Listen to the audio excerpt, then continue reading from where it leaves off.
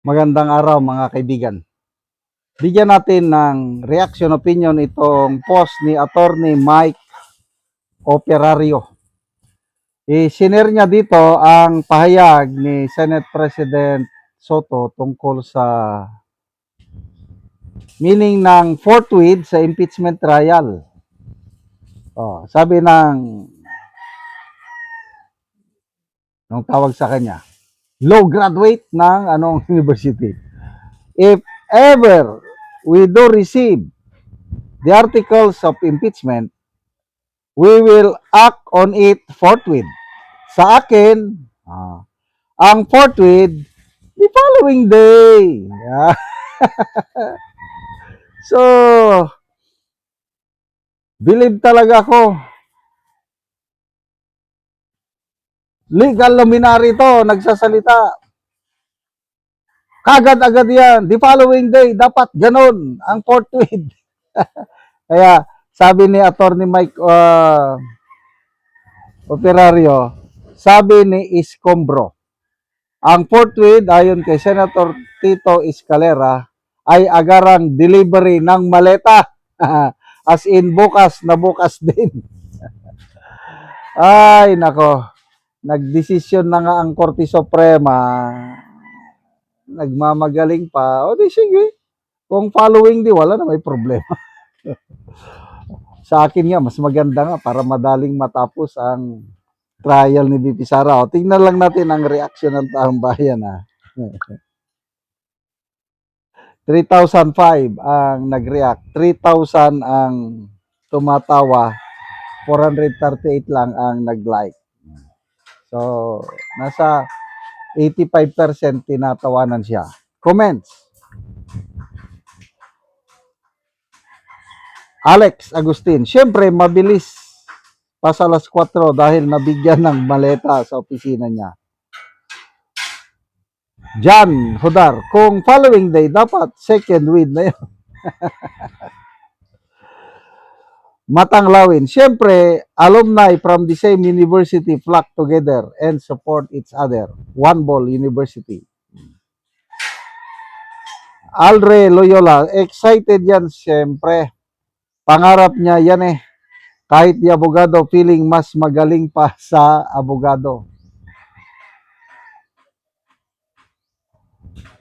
John Flores, in legal usage, the Supreme Court has consistently clarified that forthwith does not always mean instantaneously. Instead, it generally means within a reasonable time under the circumstances without unnecessary delay. So while it implies urgency, it allows for practical limitation like administrative steps, distance, feasibility, and others.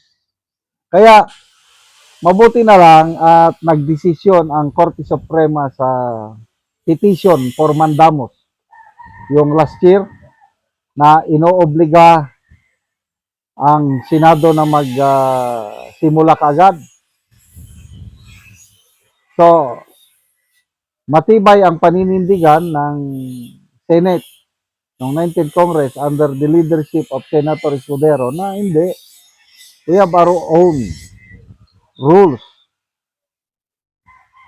So, nabindicate si Senator Escudero na tama yung kanyang interpretasyon. Well, expected yan dahil abogado eh. Ano naman ang ating ma-expect sa isang Itbulaga komedyante? Kung anong naisip niya, yun na yun. Yun na yung tama. But speaking of ito, yan na. May 11, kung tama yung nabasa ko, bobotohan na sa plenaryo sa Kamara ang impeachment ni BP Sara at grabe na ang galawan nila. Tawagan na yan.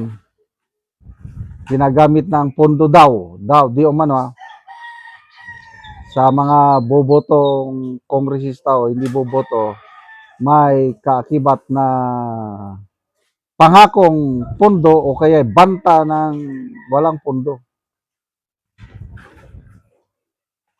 So, sa galawang ito, ako nakikita ko na talaga na ano, matutuloy na talaga ang impeachment. At ako, the faster the impeachment, the better. Para matapos ng usaping ito. Last year pa yan eh.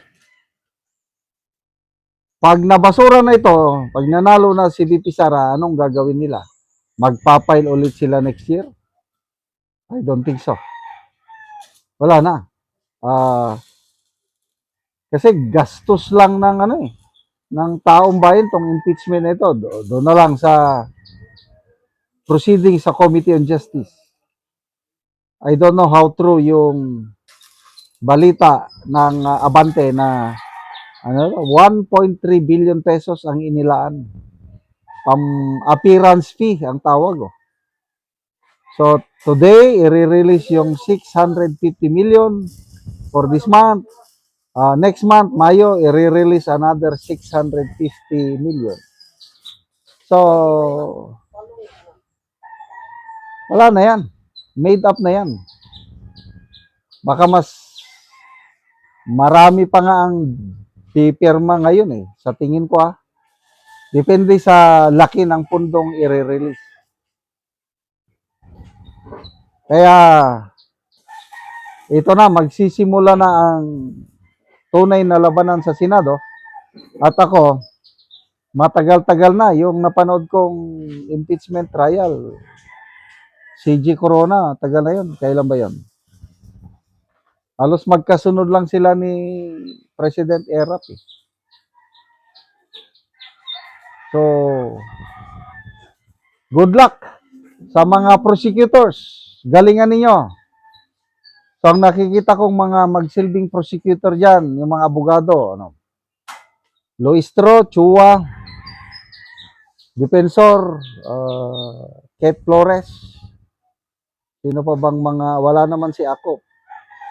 Kaya lang, pagdating na dito, ilalampaso ng mga veteranong litigation o trial lawyers, kahit abogado ka, kung hindi ka veterano sa mga trial sa korte, ilalampaso ka talaga.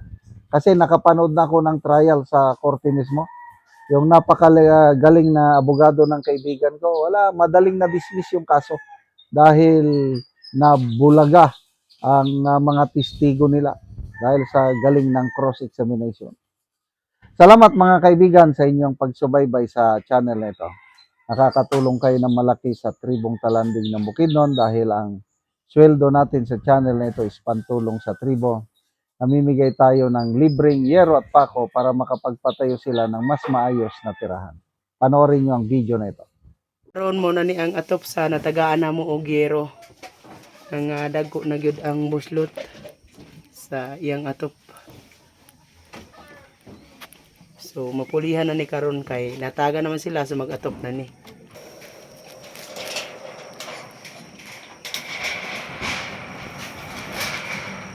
Og karon mo na ni ang yero nga among gihatag ni angkol nga iyang iatop karon.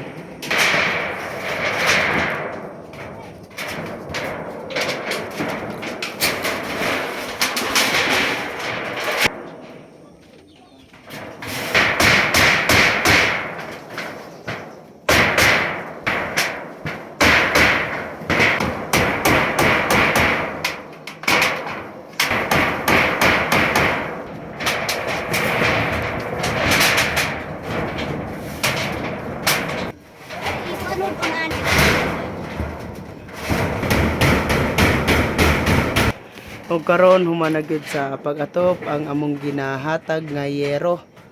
So maayo na gyud ang ilang atop, dili na pasama ka ganina sa ilang atop nga mabuslot na. So karon napulihan na gyud sa gitabang nga yero. So mao na gyud ni ang itsura sa ilang mga salog tungod kay sige manggod og kaulanan. Salamat sa Ginoo nga na tabangan na gyud mi og sin og labira ang nagkuan sa amo o nag-atag sa amo og hero. Salamat gyud sa Ginoo.